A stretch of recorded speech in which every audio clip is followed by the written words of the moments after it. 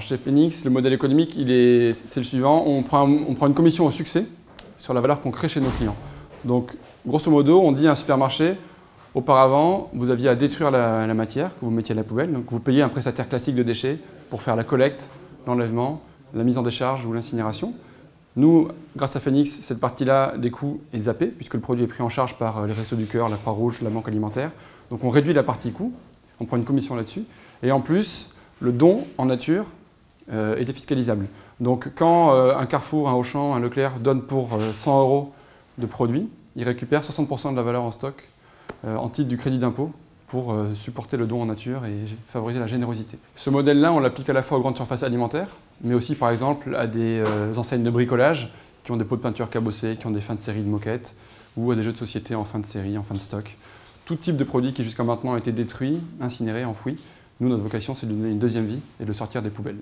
Et donc aujourd'hui, nous, on a la fierté de pouvoir dire qu'au quotidien, on sauve de la poubelle environ 20 tonnes de déchets, ce qui correspond à 40 000 repas redistribués chaque jour à notre réseau associatif. Donc les trois chiffres qui symbolisent l'activité de Phoenix, c'est d'une part que depuis la création de Phoenix en mars 2014, on a contribué à la redistribution en direct de 7 millions de repas. C'est un impact social. Niveau environnemental, ça correspond à 6 000 tonnes de déchets qu'on a sauvés de la poubelle.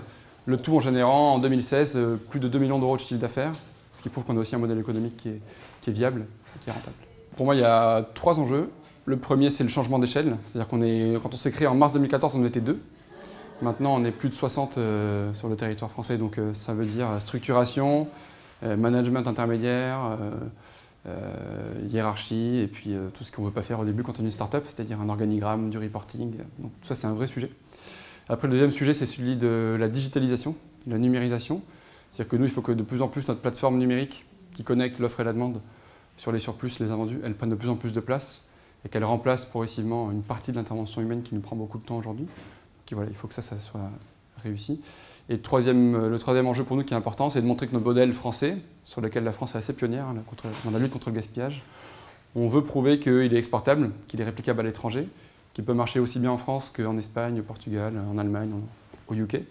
Donc là, on en est au tout début. On a ouvert un bureau à Madrid, un bureau à Lisbonne. Et donc, on veut transformer l'essai sur ces pays-là, sur ces pays tests. Et ensuite, si ça marche, on va lever des fonds pour faire une conquête de l'Europe ou au moins des marchés frontaliers, c'est-à-dire les pays voisins, la Suisse, la Belgique et l'Allemagne.